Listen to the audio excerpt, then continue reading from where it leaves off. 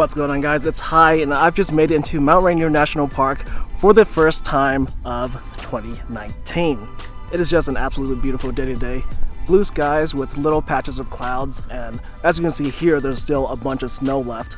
So this trip is really just spontaneous and unplanned, so that means that I have really no plans for photography. I'm really just here for the moment and just checking everything out to see how the conditions are and to set myself up for the rest of summer.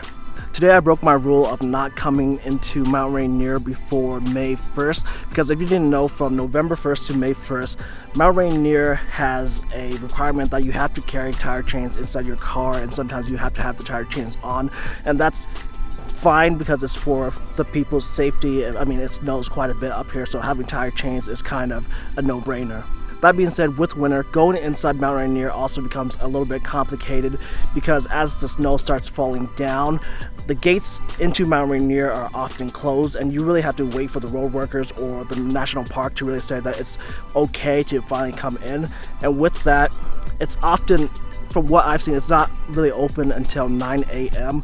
and I'm a sunrise sunset photographer, so having the park not being able to open before 9 a.m. just means that sunrise is pretty much non-existent, it's already over.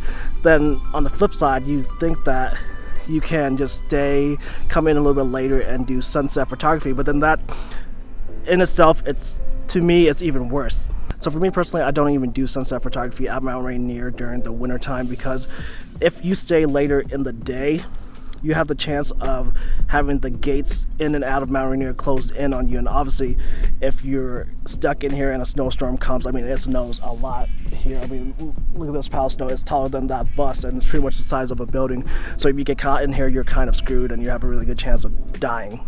So because of all of that, I really never come into Mount Rainier until it's after May 1st, or I know that a good chunk of the snow is gone. Like I said, today, even though there's a lot of snow here, all the roads I'm currently in Paradise right now, so all the roads into Paradise are completely clear. There was snow on the sides of the roads, but it was completely safe. But like I said earlier, there's really no plans for me to really have like any specific compositions in mind. I have a few different places that I want to check out, and that's really all I'm going to do today. Hit up some of the popular hotspots, but unfortunately, the road going to eastern Mount Rainier is closed. It's still currently closed. There's probably still snow over there. So that's a bummer because that's where I focus a lot of my photography at. So today we're just really going to focus on the main road from Longmire to Paradise.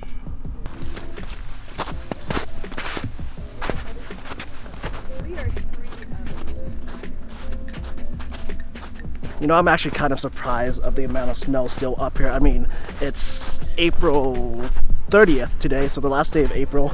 It's almost May, and this place is just filled with snow. I mean, you could have snowball fights for days up here. I mean, it's just ridiculous. That being said, all of the snow here does make it a little bit easier to hike. Well, not really, it's really slippery, so you really want snowshoes or something like that, but it makes it easier in the sense that with the snow, you can really walk anywhere. As you can see, well, you probably can't see because it's far away, but there are footprints everywhere on the side of this mountain. And before the snow, there is actually a trail going up, and you have to stay on the trail. So under all of this, it's kind of just like a prairie with lots of flowers and stuff like that. During the spring, you can't walk there, but now you can do whatever you want. I think this right here, it's right off the side of the parking lot, and it's very basic, but I think it's gonna make a beautiful photo. So I'm gonna go grab my camera gear, set up, and make something out of this. This is kind of crazy because this never happens, but I think I'm actually overdressed for today. I had to strip the flannel off, just in a t-shirt now, and I'm still out here breaking a sweat, breathing hard. I'm literally like 300 feet away from the parking lot, and I'm obviously a little bit out of shape right now.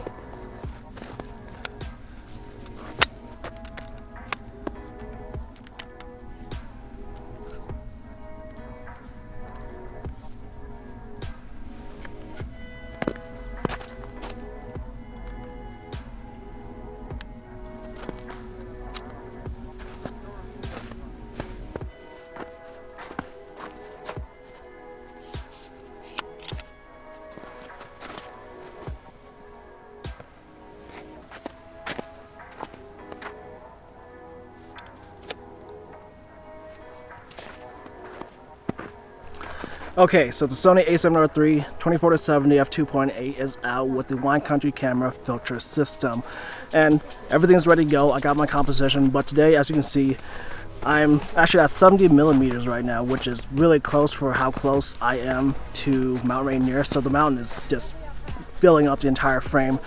But I'm going to try something different today and really go for a panel, because I've been looking for just a massive resolution file of a good photo of Mount Rainier. And like I said today, I mean, it's pretty much clear blue skies with minimal clouds, so it's not optimal conditions for photography per se. But today I'm using this experience as kind of practice. So I'm just going to do a panel, like I said, and try to do that for the rest of the day, maybe. The only problem with that for right now is I'm really close to the parking lot, so people are coming in and out, and this is just a really populated area because it's so easy to get to.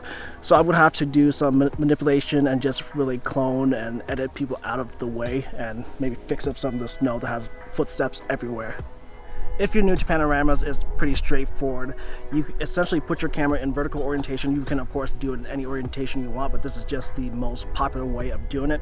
So you put your camera in vertical orientation, you take a picture, move it, shift it a little bit, take another picture, take another picture, take another picture, and then just edit it all together and stitch them together to create one single file. The only problem with this approach right now is that there's a little bit of cloud over the mountain and it's moving pretty fast. So I essentially have to get all the images pretty quickly so I can keep some consistency with this cloud. But if you move things too quick and you don't give it time for the camera to settle down, and you press the shutter, there might be some motion blur, and then you could just ruin your whole composition, your whole entire image. Now that we have all that covered, I'm just going to go take this picture really quick because the clouds, it's just moving right now. I need to get this done.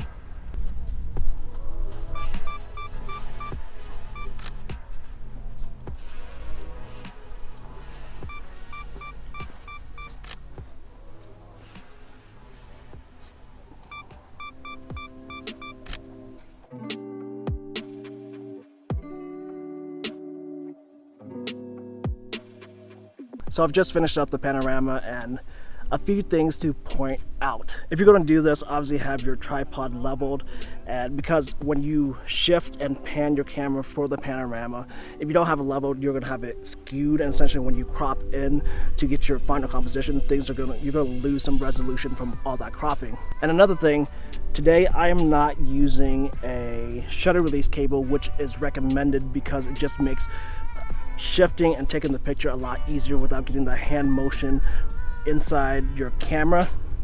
But I'm not using the shutter release because obviously I have this L plate going on and I can't really just jack up the shutter release cable, which attaches to the side of my camera, so that's kind of a bummer. But use a self timer, and that's a workaround. So just made it back inside of the car, and I have to admit I'm a little bit uneasy and a little bit worried about that shoot back there for various reasons. So first of all, it is extremely bright outside right now. The sun is shining and reflecting off that snow, bouncing up. It is just a nightmare to be out there without sunglasses. I left the house today. Before I left, I was thinking to myself, should I put in contacts so I can wear sunglasses today? For whatever reason, I told myself no, and I am completely regretting it right now. It is so, well, it's almost unbearable out there because you can't see anything, or at least for me being a photographer, I can't see the back screen of my camera, and when I put my eyes through the viewfinder, that's barely visible. It's so bright outside right now. And what that meant for my compositions is that I essentially have no idea what they look like while I was out there. I was just taking pictures, and it just made things very difficult. Now, in terms of doing the panoramas, I ran into a few different problems with that too.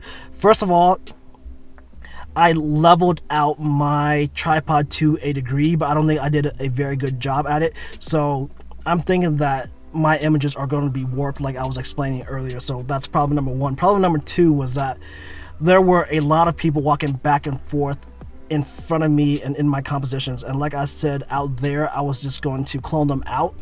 But the problem with this is that sometimes the people would walk past a tree or on the horizon line or something like that. So when I edit it, it may look different from image to image, and the stitching software in Photoshop, it looks at similar things, similar features in each image, and that's how it lines it up.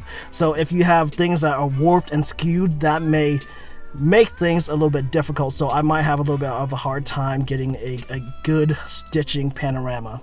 But it is what it is. Like I said earlier, today is really just a reconnaissance day, a day to location scout and to check the conditions, seeing how they are for the future. And I'm not too worried about getting images or not, because I'm really just out here shooting for the fun of it. But that's going to be it for Paradise. I'm going to go drive back down now, because I think this is the farthest that I can drive for right now. Paradise is kind of like the tourist hotspot, the main place that everybody goes to when they go to Mount Rainier, and this is a big starting point for a bunch of trailheads. Like if you want to summit Mount Rainier, if you want to go to base camp, it's really starting all right here. So like I said, it's very popular. A lot of hikers today, and a few people even hiking up and skiing and snowboarding down. Like the car next to me, they're kind of living the life right now. They're from Colorado and just driving in here, skiing and snowboarding down Mount Rainier today, Mount Hood, and then St. Helens is coming up, and they're just spending the week skiing and snowboarding. So just enjoying life, and that's what everybody should be doing. But alright, I'm going to start driving right now, heading back down the mountain, and hopefully there's some interesting turn off so I can just stop and take a few photos. Ooh, almost bit it. Okay, I'm at location number 2, and I'm literally about 100 yards away from Paradise, and oh man, this is just so sketchy right now. And I just had to stop, because just look at this beautiful mountain range. How can you just not stop and appreciate this? I'm going to go set up and take another panorama, but just look at this thing.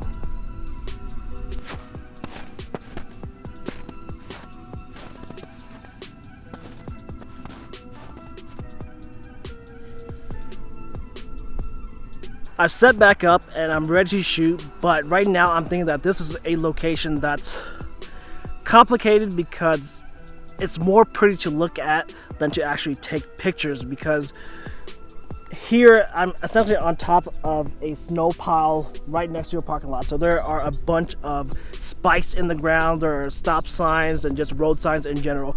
So I have to clone all of that out, and again, it may make things complicated for the stitching part of the panorama, but I'm gonna go ahead and try and see what I can get.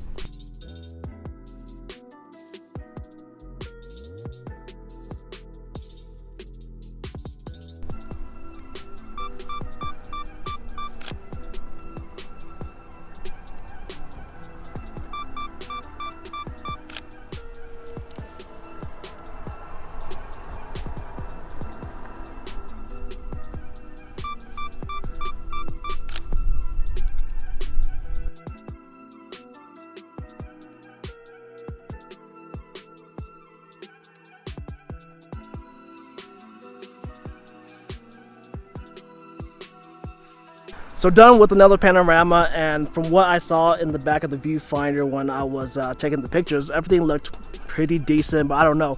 We just have to wait and see when I get home.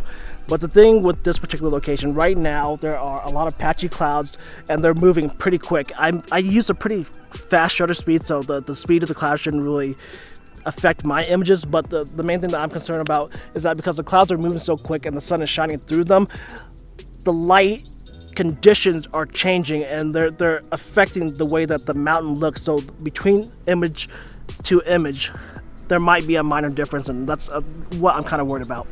It's about 1:30 p.m. right now, and I checked the weather forecast and the sunset forecast, and it said that there should be sunlight until 8 p.m. I don't plan on sticking here until 8 p.m. I'm thinking that I'll just hit up one more location and then call it a day as far as this particular adventure. Right as I was saying that, I turned around and saw that another beautiful mountain range and another potential opportunity for a panorama, but I'm gonna skip it. It's a little bit farther away than what my lens can do as far as the one that I brought, the 24-70, so I'm gonna pass. Maybe somebody else can take a picture of it. So as you guys can see, I've made it back home. I didn't stop anywhere else on the drive back from Mount Rainier, just because there wasn't anything that really appealed to me, and there were a lot of people at the main hotspots, so I didn't really want to deal with that, so I just drove back home. There was actually one location that I noticed on the drive up to Mount Rainier, but on the drive back, I drove by, checked it out a little bit, but it was a lot more disappointing than I wanted it to be, so I didn't feel that it was worth it to actually stop. However, when I was driving back home, I passed a little farm on the outskirts of Alder Lake, and there was just a field filled with cows, and I just had to stop and take a few pictures. There weren't anything special, but I thought they looked pretty nice. Before I end this video, I wanted to give you guys a little tip. At the beginning of this video, I mentioned that I really never go to Mount Rainier before May 1st, and I broke the rule today because this was expiring. This is my Interagency National Parks annual pass, and for $80, this essentially allows me to go to any national parks that I want for the fee that I already paid for this card. I wanted to mention this for anybody who goes to a national park on even a semi-regular basis, and I'm talking about like once every couple of months. This, for $80, can save you a lot of money. When I first started visiting Mount Rainier, the price per entrance fee was $15, and over the years, that price has gradually gone up. And today when I checked the price on their little pricing board, it was $30 per one-time entrance. Again, the price for this card for a whole year for any national park in the US that you want is $80. So for the price of the one-time entrance fee of Mount Rainier for $30, it'll take like 2 and some change. Realistically, you have to go there 3 times for this to be worth it, but 3 times at Mount Rainier, for me personally at least, that's really nothing. I calculated out at the $15 fee, I would have to go about 5 times and some change, but that's completely reasonable for me because I focus a lot of my work at Mount Rainier, so this is really worth it. Even if you don't live in the area and you have no plans to go to Mount Rainier, that's perfectly fine because, again, this works for any national park. But, for example, if you wanted to go to a place like the Grand Canyon, one-time entrance fee for the Grand Canyon is $60. $60 for one time at the Grand Canyon, or $80 for any national park you want. So if you were, say, going on a road trip, you hit the Grand Canyon and any other national park around the area, this will pay for itself. And if you don't get this, obviously you're just wasting money at that point.